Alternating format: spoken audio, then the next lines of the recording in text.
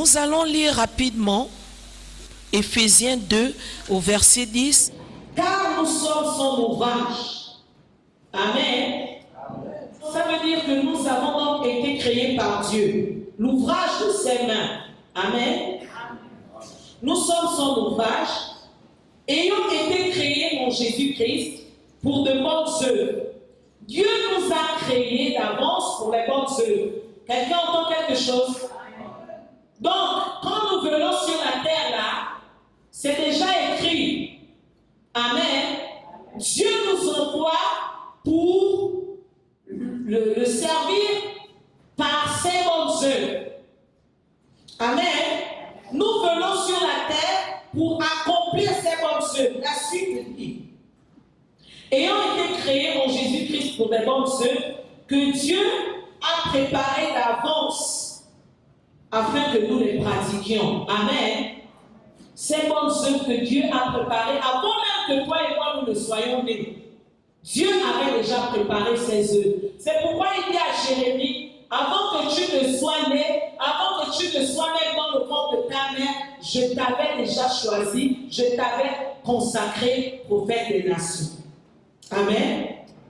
Avant que nous ne soyons nés, la Bible nous dit, Dieu avait déjà préparé ses œuvres d'avance afin que nous les pratiquions. Amen. Donc tu ne peux pas être un enfant de Dieu et ne pas être au service de Dieu, ce n'est pas possible. Amen.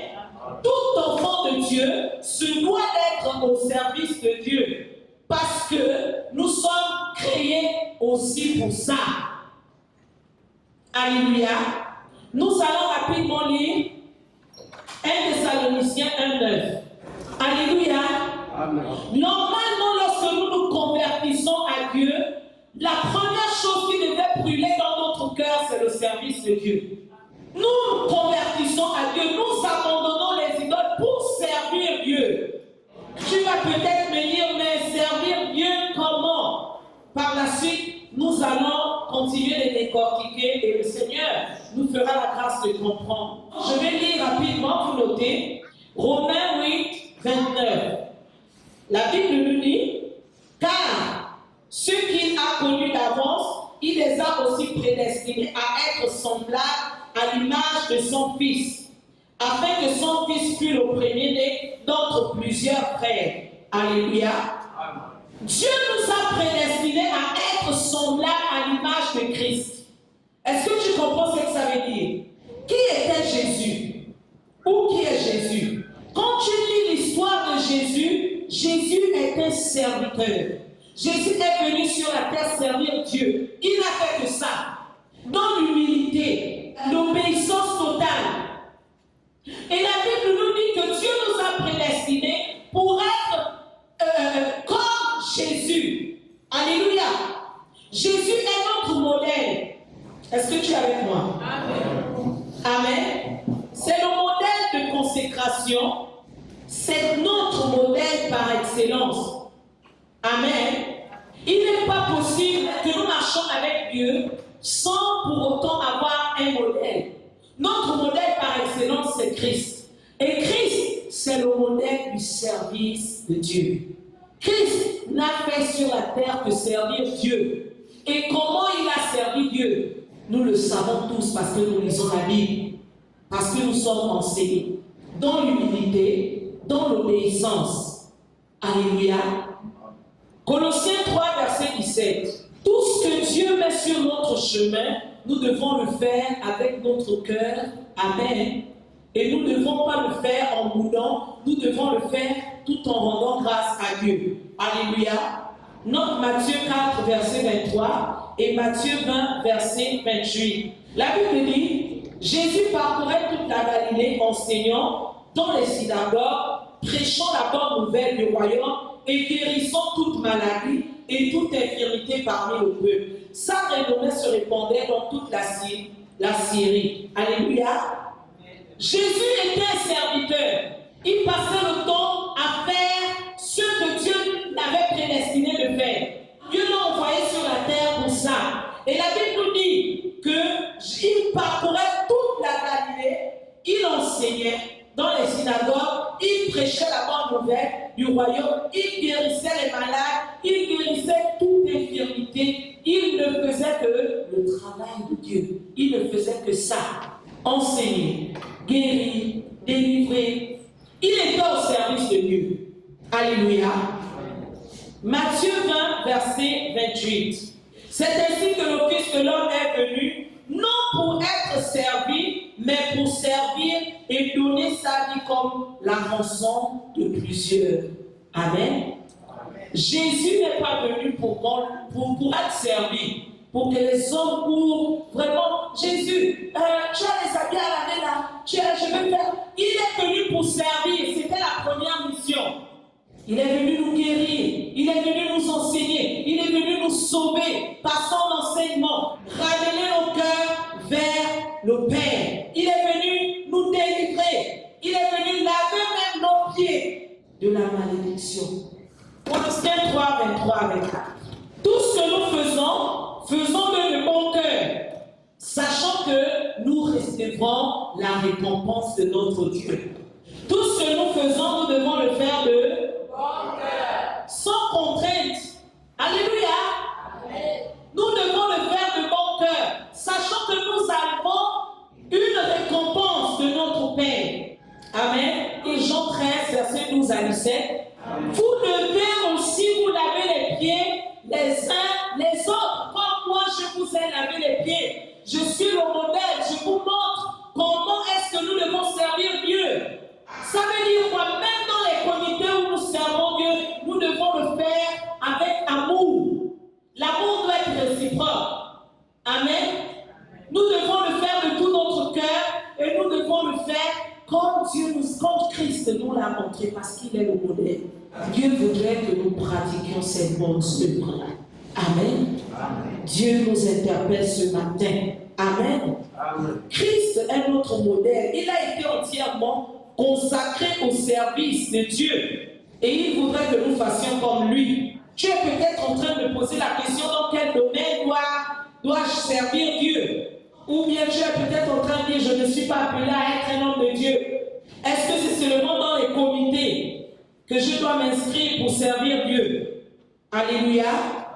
Mais pour servir Dieu, il faut que tu le saches. Il faut que tu aimes d'abord le Seigneur. Parce que c'est par amour que nous servons Dieu. Amen. On ne force pas. Lorsque nous aimons Dieu, le service vient naturellement. Nous sommes appelés à servir Dieu à plusieurs domaines. Amen.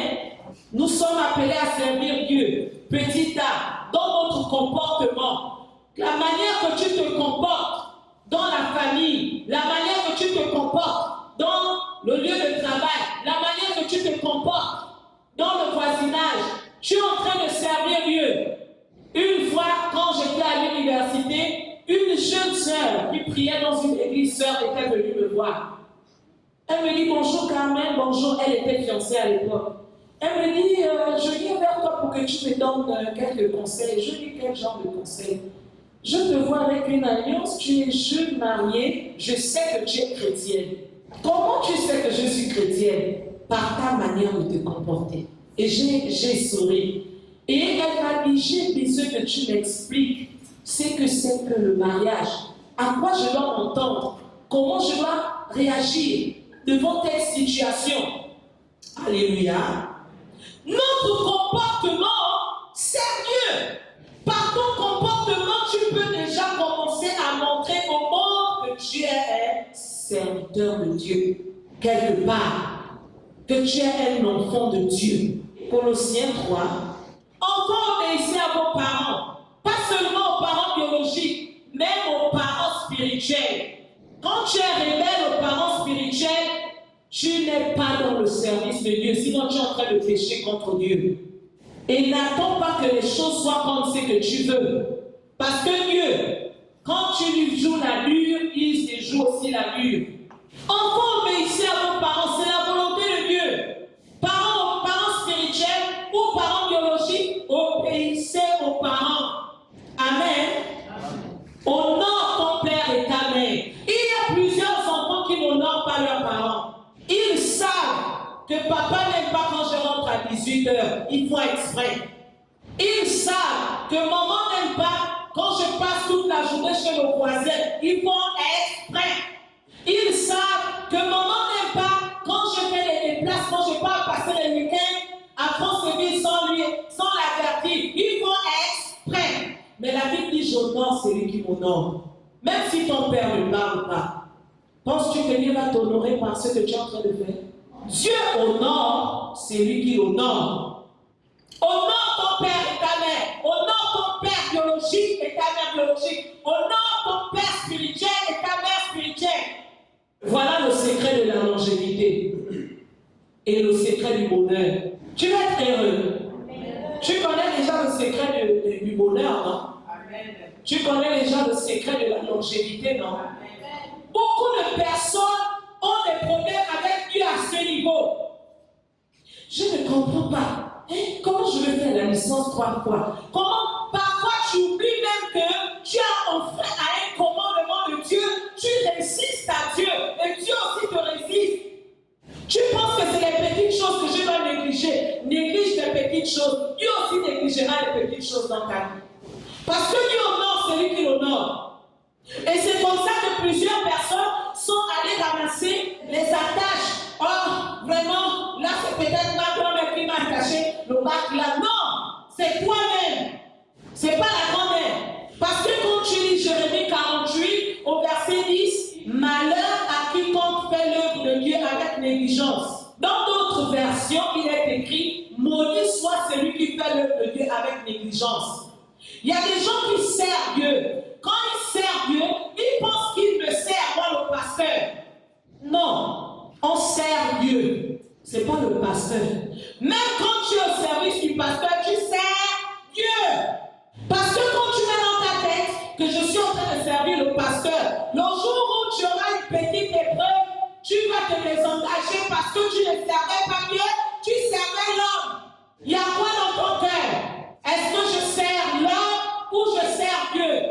Je vous ai toujours dit, Dieu ne descendra pas du ciel avec une grosse robe blanche et puis il va vous dire, venez me servir. On sert Dieu avec les dons qu'il nous a donnés dans la maison de Dieu. On sert Dieu avec les dons aussi que nous avons reçus, les talents naturels, les dons naturels. On sert Dieu aussi avec notre travail professionnel. Tu peux être un chauffeur et Dieu te met à cœur que tous les matins dimanche va chercher mes serviteurs. Tu es en train de servir Dieu. Tu es peut-être un journaliste. Dieu te dit, mon fils, commence à filmer les cultes et tu me fais les mêmes vidéos et tu commences à médiatiser. Tu es en train de servir Dieu. Tu n'es pas en train de servir la prophétesse Fleur de Vie ou le pasteur Oumamba. Tu es en train de servir qui? Dieu. Il faut bien le dire. Et quand nous lisons ce verset de Jérémie, on a un peu peur et on se demande, Seigneur, peut-être qu'un jour, ou bien peut-être que j'ai l'habitude de négliger ton œuvre. Maudit soit celui qui fait mon œuvre avec négligence. Et tu te poses la question, peut-être que vraiment je suis bloqué à tel niveau, pas de mariage, parce que moi-même j'ai ouvert cette porte. Mais je prie le Seigneur ce matin. Peut-être que tu ne connaissais pas encore ce verset, ou bien tu connaissais et tu as négligé, mais que Dieu nous pardonne tous. Je prie le Seigneur de ôter de dessus de nous sa malédiction. Amen. Parce que quand tu rentres dans ton cœur, toi-même tu sais si tu sers bien Dieu ou si tu le sers mal. Est-ce que Dieu peut compter sur toi? Est-ce que Dieu peut dire que dimanche quand je viens là, vraiment la sœur Betsy a déjà bien essuyé mon temps. Je veux me sentir à l'aise dans ce temps. Dieu peut compter sur toi qui est à la sécurité, qui t'a dit que pour servir Dieu, il faut forcément être dans un comité. Il y en a qui servent Dieu comme je le disais. Il est chauffeur, il rend service à Dieu. Il sert Dieu par le don qu'il a. Il est toujours disponible. Oui, maman, allô. Quand tu as besoin de courses, je suis disponible. Appelle-moi. Oui, maman, allô. Quand tu as une urgence quelconque, je suis disponible. Il est en train de servir Dieu. Je suis secrétaire de ma profession. Je peux servir Dieu par ça. C'est Dieu qui me l'a donné. Et Dieu me l'a donné pour que je mette ça aussi à son service. Alléluia. Quelqu'un entend quelque chose? Amen. 1 Pierre 2, 12 à 19. Ayez une bonne conduite au milieu des païens. C'est la parole de Dieu. Soyez soumis à cause du Seigneur. Ton prof ou bien ton chef est peut-être emmerdant. Passe-moi le terme. Il te dépasse. Mais c'est à cause du Seigneur parce que c'est la parole de Dieu. Lorsque Paul a pris conscience de l'amour de Dieu pour lui, il s'est lancé directement dans le service de Dieu. Il s'est rendu compte que moi, en fait, j'étais un homme mort qui méritait l'enfer. J'étais blasphémateur, j'étais tueur, j'étais concis. Mais Dieu m'a sorti de loin. Et à cause de cela, je l'aime parce qu'il m'a délivré. Moi qui méritais l'enfer, il est rentré directement dans le service de Dieu. Alléluia. Quand nous nous convertissons, nous devenons un disciple de Dieu. Amen. Disciple qui suit l'enseignement des maîtres. À ce moment-là, c'est normal que, en tant que disciple de Dieu, nous servons Dieu. Nous sommes le disciple de Christ, donc nous devons servir Dieu. On n'a pas besoin forcément d'une grande formation pour être au service de Dieu. Alléluia. Combien de fois Dieu t'a délivré de la mort? Quand chacun de nous ici prend conscience comme Paul, que pour de vrai je viens de loin, logiquement, l'amour que nous devons présenter à notre Dieu ne devait pas être un forcing. Parce que l'amour que tu as pour Dieu t'amène indépendamment de ta volonté à l'aimer plus que toi, à le servir. Alléluia. Il faut que nous prenions conscience de là où Dieu nous a sortis. Soyons vrais avec Dieu. Aimons Dieu. Parce que par amour, ce sera plus facile pour toi de servir, que ce sera plus par forcing. Parce qu'on ne sert pas Dieu justement par forcing. Il faut que ça vienne de toi. Et tu ne peux pas aussi être converti, tu n'as rien à faire dans l'église, tu ne fais rien pour Dieu et tu es content. C'est pas normal. Il faut toujours chercher quelque chose à faire dans la maison de Dieu. Alléluia. Lorsque nous louons le Seigneur, nous servons Dieu. C'est pourquoi il ne faut pas aussi négliger de louer Dieu dans ta propre maison ou partout où tu te trouves. Lorsque nous lisons 1 Corinthiens 12, la Bible nous parle des différents dons que Dieu a donnés à l'église. 1 Thessaloniciens 5, 17 dit, priez sans cesse. Lorsque tu pries beaucoup à la maison, tu es en train de... 2 Corinthiens 9, verset 7. Que chacun donne comme il l'a résolu en son cœur, sans tristesse ni contrainte, car Dieu aime celui qui donne avec joie. Lorsque nous sommes libéraux, nous servons Dieu. Lorsque nous nous occupons des frères et des sœurs, nous servons Dieu. Ces petits travaux que tu négliges là, qui retiennent l'attention de notre Dieu. Car Dieu seul sait ce que tu es en train de faire. Alléluia.